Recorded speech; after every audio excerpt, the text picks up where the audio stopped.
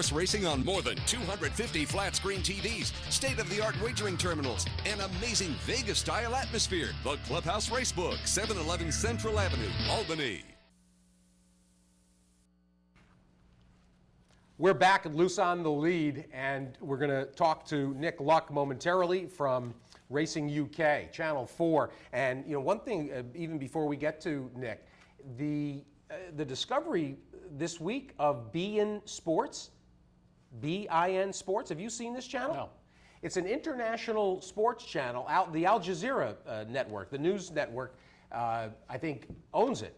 And it's all international sports. Lots of World Cup. I'm sure they'll be doing Wimbledon starting today.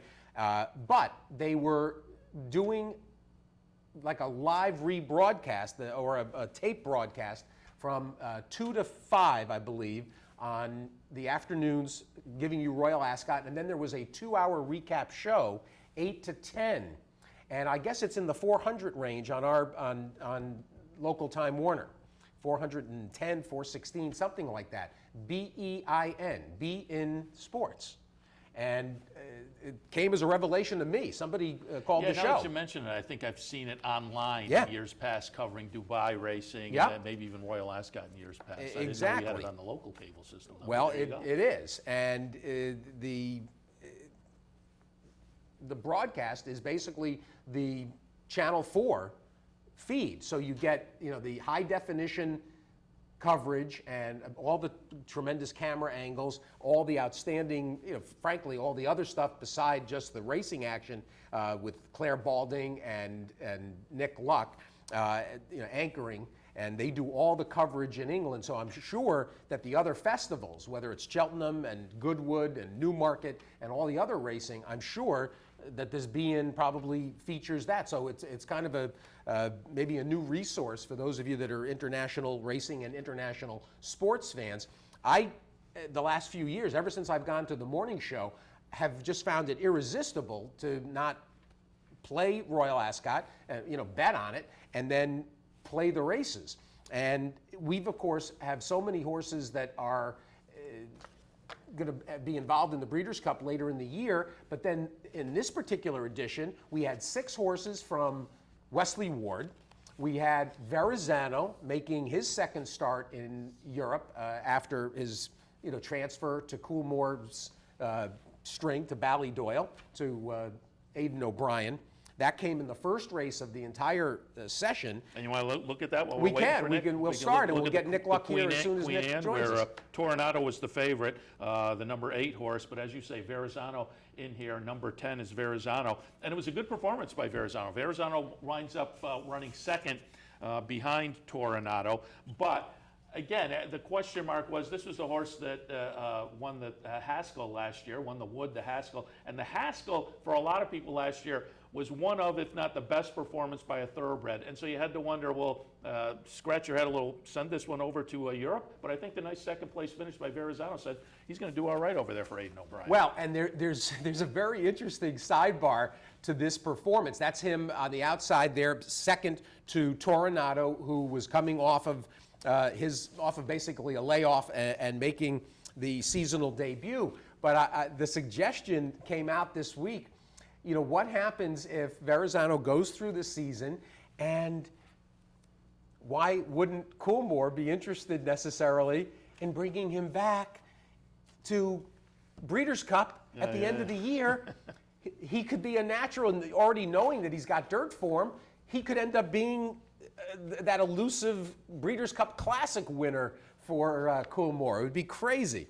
Yeah. So that was the start, and that's one of the fun things about Royal Ascot. It starts off, boom, with the Queen Anne Stakes, one of the week's highlights. 3 Group 1 races right off the bat in the morning.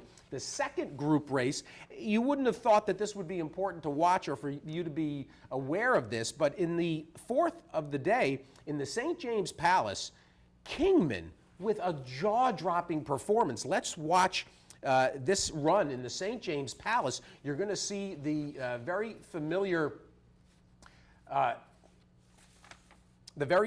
silks of Juddmonte here. And watch, you got the leader at this point, which is Knight of Thunder. and you think, all right, where's Kingman? That's him on the outside. Look at this. In not even a 16th of a mile, overhauls the free-running leader and now wins under wraps. John Gosden had a tremendous 5 days. Gosden won 4 races. This is a monster, Kingman. 3-year-old son of invincible spirit. Keep an eye. And it was we'll an see interesting where he rematch goes. because these two had raced in the 2000 Guineas, and Kingman had run second behind Night of Thunder. Well, subsequently, Kingman went on to win the Irish 2000 Guineas.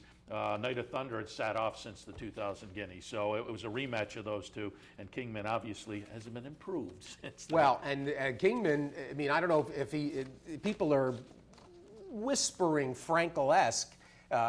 Obviously, he's not going to have an undefeated career, but Kingman, we'll see. This would be a terrific addition down the road at the end of the year to the Breeders' Cup Mile.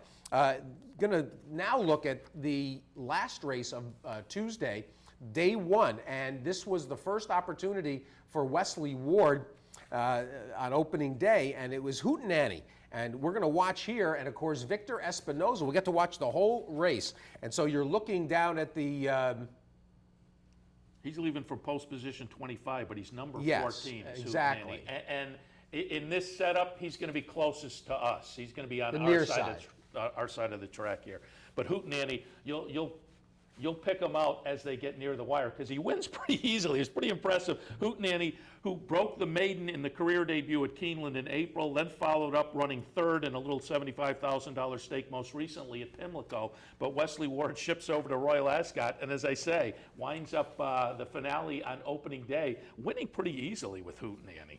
Now, this is nice. Under Victor Espinoza, we should note as well. And Victor Espinoza had himself a pretty magical week, and what a great coda to the Triple Crown season for Victor Espinoza to go over and win a race at Royal Ascot. Look at this. Hootenanny, an easy winner here. And to be honest, at this time of the year, the Europeans, Wesley Ward has been very clever about this because he knows that they're not as geared up as necessarily as some of his 2-year-olds. The rest of the week didn't go as well for Wesley Ward. He ended up with another second, and that was with the filly later in the week, and then a fourth. So not bad. 6 starts, a win, a second, and a fourth. But for Victor Espinoza to spend the whole week at Royal Ascot, and there's a wonderful picture of Victor Espinoza who had a brush with the Queen, had a nice conversation with the Queen, and got to feel good if you were following Victor Espinoza, let's say on Twitter. He sent pictures. He was like a tourist the whole week out there. Very good. We're delighted to welcome Nick Luck at Channel 4. Nick, we're talking about opening day, going back to Tuesday. What a spectacular week it was. Unbelievable week. Really enjoyable. Of course, the weather helped, but Steve, I can't remember as rewarding a week professionally as the one we've just enjoyed. It had a little bit of everything, a couple of proper top draw performances, 1 or 2 races that were compelling in the extreme, the Gold Cup being the obvious example, and I think maybe not a superstar 2-year-old, but at least enough 2-year-olds to go forward with to give us plenty of interest for the rest of the season. So the perfect blend, I think. And in terms of style and ambiance, I think Ascot could be proud that they've got quite a lot right in the last sort of 4 or 5 years. Just subtle changes, but I think they've worked really well. Well, and of course, I think part of that even starts if we go back to the new building and what a spectacular showpiece this is. And then there's just the whole environment, whether it's the royal enclosure and the pageantry, which is the hallmark of the event, but then the trickle-down effect. It's become a must-visit for racing fans internationally. It's something that everybody now has on their list, and it's on everybody's radar, and it's the mid-season centerpiece. I don't know how else to describe it. You're right. That's an interesting point. Something I was discussing with Wesley Ward when he appeared on our show earlier in the week, and he said what a fabulous facility this is. It's truly world-class. It's the best racecourse I come to in terms of hospitality and getting around when there's a big crowd and so on and so forth. But of course, the interesting point is that the new grandstand was only constructed at a huge expense in 2005-6. It was ready for the 2006 meeting. And it immediately garnered an unbelievable barrage of criticism because people thought that it had removed the soul and charm from the place. And of course, as with all these things, the truth of it was that it was simply a much, much better facility. But it took people 5 or 6 years to accept the fact that what they'd liked about the place before was no longer there. It was an archetypal example of some very backward-thinking conservatism. And eventually, I think people have accepted the fact that it's doing exactly what it set out to do, and it still retains the same aura and charm and pomp and circumstance and ceremony and tradition and pageantry and everything that foreign visitors and indeed domestic visitors associate the meeting with. Nick, Seth Merrow here, and I want to ask you, you alluded to, and we looked a little earlier at the opening day races that were a lot of fun, and you alluded to how high quality the meat was. For me, the best example was the Prince of Wales's Stakes, and that was interesting to those of us over here in the United States also, because of course you have Magician, who won the Breeders' Cup Turf. You have the Fugue, who finished second behind the Magician that day. You have Dank, who won the Breeders' Cup Filly and Mayor Turf, and you have Trev, who won the Arc. Just an amazing field, and then the Fugue wins in track record time. Give us a little bit of your thoughts on the Prince of Wales's. We'll just take them one by one. If I go in reverse order, we were all guilty, I think, or in danger of getting overblown by Trev after that ridiculously impressive win in the Arc. It's incontrovertible. She hasn't run up to that sort of form in her 2 starts this season, even though her first run was perfectly creditable behind Cirrus de Zegler. And it's obvious that the combination of circumstances didn't enable her to produce her best. The faster ground is clearly not what she wants. She's more effective also at 1.5 miles. But I think most pertinently, Frankie Dettori said he knew his race was over at the minute that he got on her and cantered her down to the start, because she was shuffling like a crab on the way down. She wasn't striding out at all. So in the circumstances, she ran extremely well. I think any other horse would have finished pretty well tailed off, and the fact that she still managed to finish a reasonably respectable third probably tells you quite a lot about her intrinsic level of ability. But they're going to have to take her home and give her a full going over and bring her back when the ground gets softer in France. And you just hope that for one day, and perhaps one day only, maybe in the Arc this year, she can be as explosive as she was last year. Magician, I thought, ran a splendid race, particularly given the fact that he hadn't really shown much in either start this year. But Aidan O'Brien's been bringing his horses along steadily. He had a few problems with sickness earlier in the year in his yard, and he'll be boiling up to a big run somewhere in the autumn. There'll be a big race in him, and I think a defence of his Breeders' Cup Turf is obvious. It's easily his most obvious target this year. I think that race will be set up perfectly for him. We saw how well he adapted to Santa Anita for once of an experience. By contrast, I don't think there is a race in the United States that will ever show the Fugue at her absolute Prince of Wales winning best, because I don't think the turf races are ever going to be run fast enough for her early. I think that a bang-on 10 furlongs is probably her optimum distance, even though she has shown good form at further.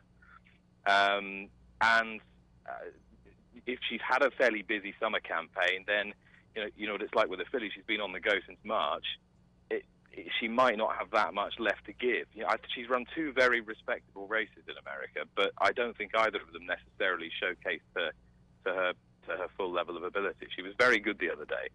She was an important win for William Buick because he's had a fair few high-profile, I think by his own admission, errors on her. I mean, she's won 4 Group 1s. She probably could have won 8 or 9 by now. She certainly should have won another Yorkshire Oaks and probably at least one of those Breeders' Cup races, and certainly the English Oaks she should have won a minute. So it's good to see her do it, and good to see her do it in style. But fast ground, I think a European-style track and a strong pace is what brings out the best in her. You know, Nick, it was also kind of nice to hear Lady Lord Weber mention that she'd like to bring the Fugue back to the United States with a score to settle. She was talking trash. Well, you can see why, can't you? First things first, fantastic that they kept her in training. Yes. Because she is comfortably now their most valuable asset. as a small breeder. The Lloyd Webbers really now don't have many horses in training. They still breed a lot of nice horses, but I think at one point last year she might have been their only horse registered in training. So she's a hugely valuable asset to their stud, which has produced some fabulous families down the years. And it's great and very sporting, therefore, I think, that they kept her in training, having achieved, plenty. And you know me, I'd love to see her back for the Breeders' Cup. And in truth, she's going to be a big player, whether or not she's able to show her absolute best. I think there is a sense of a score to settle. I think that first year, she was the recipient of a pretty ordinary ride, but then so were all the European fillies that year. They all sat out the back off a very slow pace. And then last year, I think everyone got into William Buick's head a bit and sort of said, well, you can't sit her out the back, especially not over that distance on that track, and so he probably sat a little bit too far forward. But I didn't think that her turn of foot, which is her sort of trademark weapon, if you like, was really in evidence as it might have been on another day. So I didn't blame him too much last year. But yeah, I think everybody involved with the horse thinks that she's got something left to say to American racegoers. Nick, we got into the third day of racing. We got to Thursday, and here was Ballydoyle and Aidan O'Brien and company without a win. And they broke through before Leading Light and the Ascot Gold Cup. And, of course, the win that they got was fine in the Ribblesdale. However, the thrilling Gold Cup, this was as remarkable a race, 2.5 miles, and we end up with 3 horses within a half a length at the wire. So we take them in reverse order again. The long-time front-runner Miss United posts a massive career best under, I thought, a swashbuckling ride from Jim Crowley for a very charismatic trainer, Mike Winters. Everyone was delighted with that. The Queen's Mare estimate, Ryan Moore was spot on. She has run a career best, whichever way you slice it. That is a better performance in terms of strict form merit than her victory in the race last year, and made even more so by the fact that she hadn't had a prep run. She'd only run once since her win last year. So Michael Stout moved heaven and earth to get her to the race. It was all about one day, and she's just run tremendously well. The fact that there's even a hint of talk about the Melbourne Cup is ridiculously exciting, but let's wait and see how she comes out of this. And as for Leading Light, well, I don't think he's a brilliant horse in terms of his ability necessarily to step back to conventional middle distances and excel, but he's a very tough one, and he can grind it out under maximum pressure, and maximum pressure's what he got from Joseph O'Brien. But it wasn't just his strength, and the stewards considered him to be overly strong in the finish, and he got a whip band for it. But it wasn't just his strength that got him home, it was his guile as well. He had a bad post position. He didn't panic. He shelved in due course, having seen that Richard Hughes was likely to be able to get in and give him a lead. So he turned the 10 path into the 2 path by the time they got to the first bend. And then turning for home, this is where he really drilled Leading Light to make sure that Ryan Moore couldn't angle out from underneath Brown Panther, who was a very creditable fourth on ground too quick for him. And that, I think, is the difference between victory and defeat, because Moore had to then dive in and take a path that he hadn't wanted, and Joseph could just ride a very willing and sort of aggressive racehorse all the way to the line. I thought it was a bit of a coming-of-age ride for him. I know it's strange to say because he's won so many races, but he is only 21, and I thought he showed a lot of smarts, a lot of guile, a lot of coolness. He's very rarely given any credit for his riding, because people just think, oh, well, his dad trains them and they're all the best horses in the world. You could put anybody on them and they'd win. But I thought it was a great ride.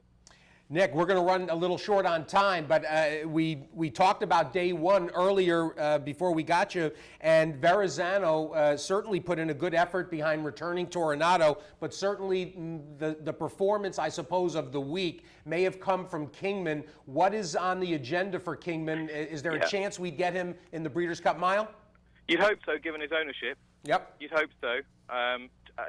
I don't know what John Gosden will think. I think he'll fancy taking him to the QE2 at Ascot, which might rule that out. It'd be a shame if it did, because I think America would like to see this horse. He's explosive.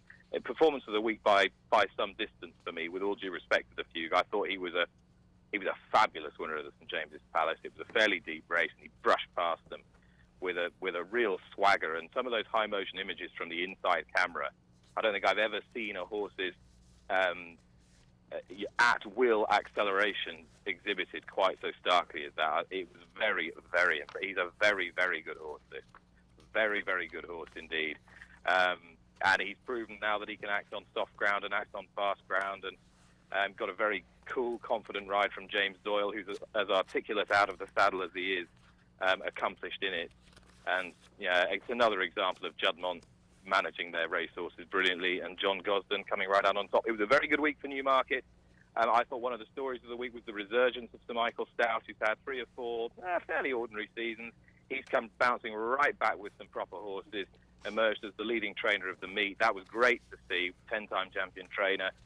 Gosden, you expect, he's so consistent. He's done really well again. Fantastic week for Edward Lynham, winning those 2 Group 1 sprints for the same owner. That's a magnificent effort on his part, and a good 2-year-old as well. Great week for one branch of the Qatari ownership, Al Shakab. Poor week for the other branch of Qatari ownership, Qatar Racing. They'll be frustrated with some of their results. A pretty good week for Aidan O'Brien, though he hasn't delivered a good 2-year-old, and none of the war fronts have come up smelling of roses, which will cause them a little bit of concern, I would think. And a pretty indifferent time of things for the Godolphin operation, who simply didn't have enough runners relative to the amount of horses they've got in their 2 stables. Well, it was an outstanding week for Channel 4 and all the coverage. We found a new resource in the U.S., Nick. beIN Sports was bringing the action to America on cable systems. And as always, just can't thank you enough for the preview on the radio before Royal Ascot and this recap now.